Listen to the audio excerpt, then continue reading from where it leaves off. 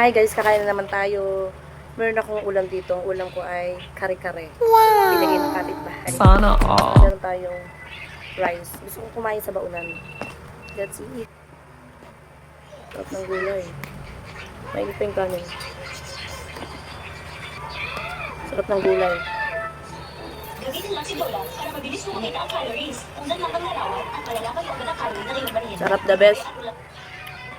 Thank you sa kapitbahay ko dahil sa inyo nagkaulam ako.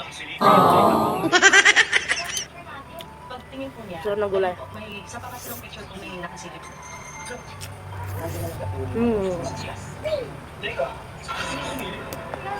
Ibang tao na wala naman po uminom habang nag-picture. Gusto natin na hindi namin siya kasama. Lumipat ako ng lugar kasi ang ingay doon. Hindi ako makapag-concentrate. Ang arte, di ba? Oh my God. Guys, thank you Lord. Ang sarap ng luto ng kapitbahay. Sana all. The best kare-kare.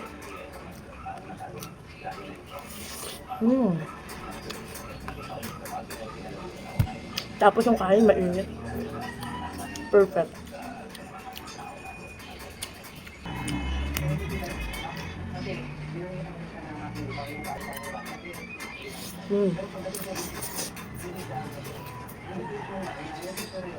Mas gusto ko sa kare-kare yung gulay kaysa yung pork.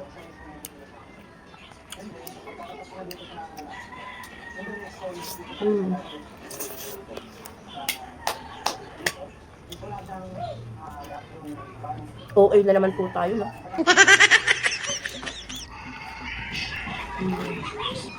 Saka talong, ay, gusto ko yung talong sa ano, sa kare-kare.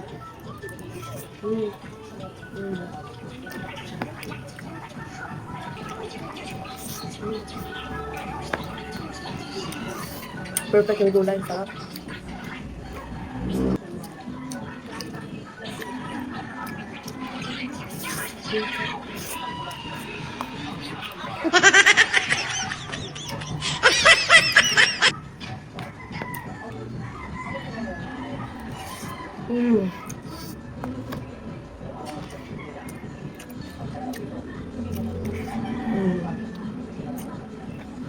Ang sarap. Busog na ako. Hindi na maubos.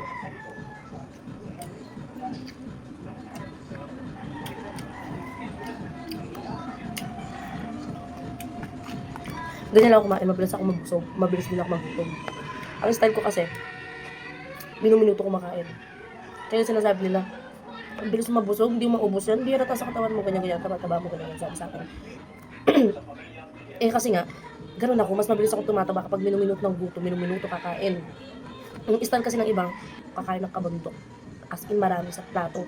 Pero, hindi na siya kakain ng gabi. Hindi na siya kakain maghapon. Yun na yun. Yun ang kain niya. Hindi ko naman kaya yun. Hindi ko kaya kumain ng minsanang round. Hindi ko kaya kumain.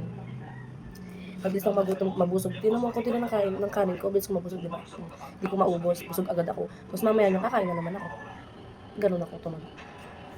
Diba? By the way, that's it. Thank you, Lord.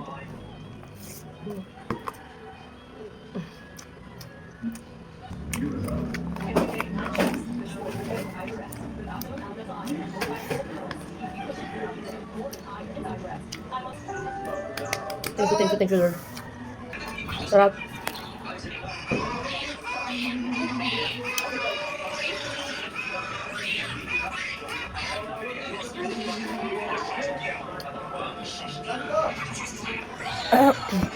Saka ako, pag kumakain ako, parang hindi ako agad mabusog, wag akong iinom ng tubig. Ang style ko kasi, tatapusin ko muna yung pagkain ko bago ko inom ng tubig. Ganun ako yun. Yung iba kain ng kain, yung di lang inom, pero hindi sila mabusog. Ubusin talaga nila. Yun na lang. By the way, thank you so much. Thank you, Lord. Bye-bye.